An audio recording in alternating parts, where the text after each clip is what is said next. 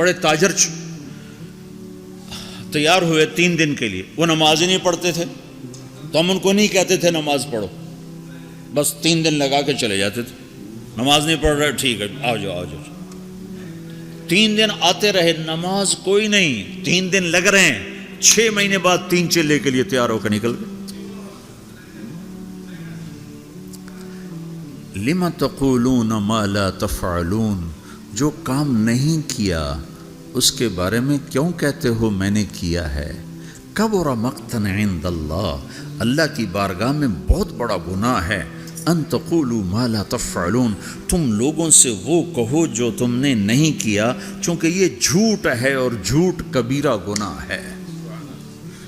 جھوٹ کبیرہ گناہ ہے، یہ نہیں کہ اگر میرے پاس کچھ نہیں تو میں تبلیغ بھی نہ کروں، تو میرے تو ذمہ ہے، اگر بت ہیں جماعت کی آستینوں میں، مجھے ہے حکم اذان لا الہ الا اللہ، مجھے تو صدا لگا۔ تم لوگ پھیری نہیں لگاتے ہو، سودا بیچتے ہو کہ نہیں بیچتے ہو؟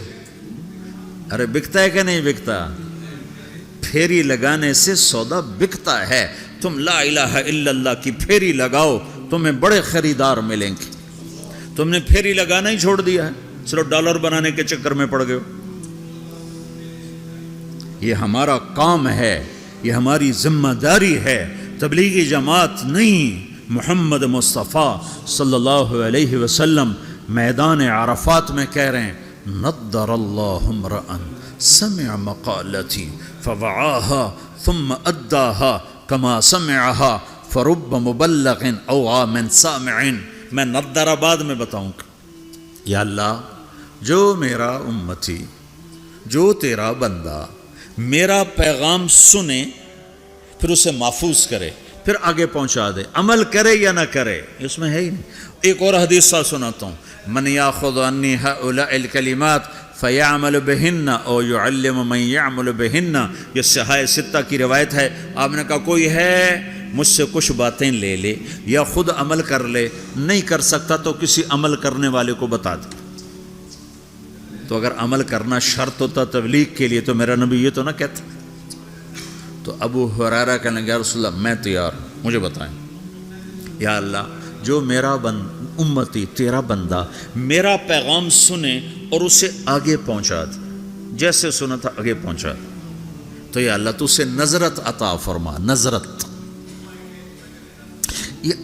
یہ لفظ آپ یہاں پاناما میں سمجھ نہیں سکتے، چونکہ آپ کے یہاں خزاں ہے ہی نہیں، اور یہ سمجھ میں آتا ہے جب خزاں دیکھی ہو، پت جھڑ۔ دسمبر میں آ کر ہمارے ہاں پتے جھڑ جاتے ہیں، جنوری میں پتے جھڑ جاتے، درخت ننگے ہو جاتے، بالکل ننگے ہو جاتے۔ اور قرآن میں یہ لفظ آیا تعرف فی وجوہہم نظرۃ النعیم، تو دیکھے گا ان کے چہروں پر نعمتوں کی نظرت۔ ابھی میں ترجمہ بعد میں کرتا ہوں، وَلَقَّاهُمْ نَظْرَةً وَسُرُورًا، ہم انہوں نے سرور بھی دیا، نظرت بھی دی۔ نظرت ظاہر کی چیز ہے، سرور اندر کی چیز ہے۔ اب نظرت کیا ہے؟ جنوری تک پتے گرتے ہیں، درخت ننگے ہو جاتے ہیں، جب فروری کے پہلے ہفتے میں ذرا ٹھنڈک کم ہوتی ہے تو پھر شگوفے نکلتے ہیں اور پتے نکلتے ہیں۔ ان پتوں میں 3 چیزیں ہوتی ہیں، ایک بڑا خوبصورت سبز رنگ ہوتا ہے، دوسرا اس میں چمک ہوتی ہے، تیسرا وہ نرم و نازک ہوتا ہے۔ جب وہ مارچ میں آتا ہے تو چمک ختم ہو جاتی ہے، نرمی رہتی ہے اور سبزہ رہتا ہے۔ جب اپریل آتا ہے تو اس کی نرمی بھی ختم ہو جاتی ہے، چمک بھی ختم ہو جاتی ہے، صرف سبزہ رہ جاتا ہے، سبز رنگ رہ جاتا ہے۔ یہ جو اس کے اندر 3 خوبیاں جمع ہوتی ہیں، ایک چمک، ایک رنگ اور ایک اس کی لچک اور نرماہٹ، یہ تین